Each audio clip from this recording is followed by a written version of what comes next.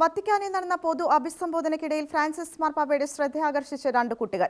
ദൈവവചന വായനയ്ക്കിടെ ഒരു ആൺകുട്ടിയും പെൺകുട്ടിയും യാതൊരു ഭയവും കൂടാതെ വേദിയിലേക്ക് പ്രവേശിക്കുകയായിരുന്നു. അവരെ തടയുവാൻ ശ്രമിച്ച ഗാർഡുകളോട് തന്നെ സമീപിക്കുവാൻ അവരെ അനുവദിക്കുവാൻ പാപ്പ തന്നെ ആംഗ്യം കാണിക്കുകയായിരുന്നു. നേരിട്ട് ദൈവത്തോട് എങ്ങനെ പെരുമാറണമെന്നതിന്റെ ഉദാഹരണമാണ് ഈ കുട്ടികൾ കാട്ടിത്തന്നതെന്നും ഇങ്ങനെയായിരിക്കണം നമ്മൾ ദൈവത്തോടൊപ്പമായിരിക്കേണ്ടതെന്നും പാപ്പ സന്ദേശത്തിൽ പറഞ്ഞു.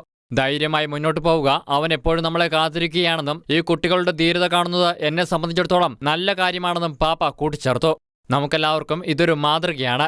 ഇങ്ങനെ സ്വാതന്ത്ര്യത്തോടു കൂടിയായിരിക്കണം നമ്മൾ ദൈവത്തെ സമീപിക്കേണ്ടതെന്നും പാപ്പ പറഞ്ഞു. ഈ കുട്ടികളുടെ സ്വാതന്ത്ര്യബോധം തന്നെ അത്ഭുതപ്പെടുത്തിയെന്ന് പൊതു അഭിസംബോധനയ്ക്കിടയിൽ പാപ്പ പറഞ്ഞു.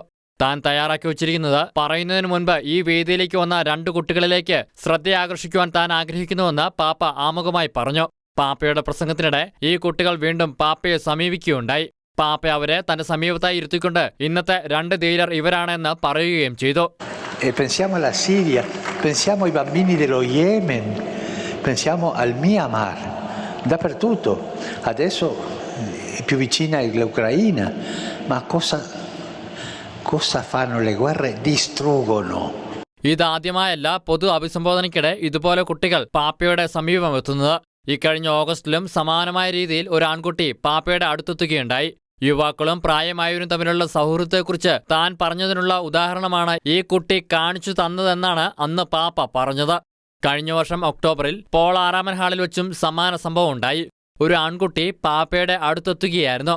ആ കുട്ടി എല്ലാവർക്കും ഒരു പാഠമാണെന്നായിരുന്നു അന്ന് പാപ്പയുടെ പരാമർശം. ശിശുക്കളെപ്പോലെ ആകുന്നില്ലെങ്കിൽ നിങ്ങൾ സ്വർഗരാജ്യത്ത് പ്രവേശിക്കില്ല എന്ന് യേശു പറഞ്ഞതും പാപ്പ അന്ന് ഉദ്ധരിച്ചിരുന്നു. Shekinah news, Vatican.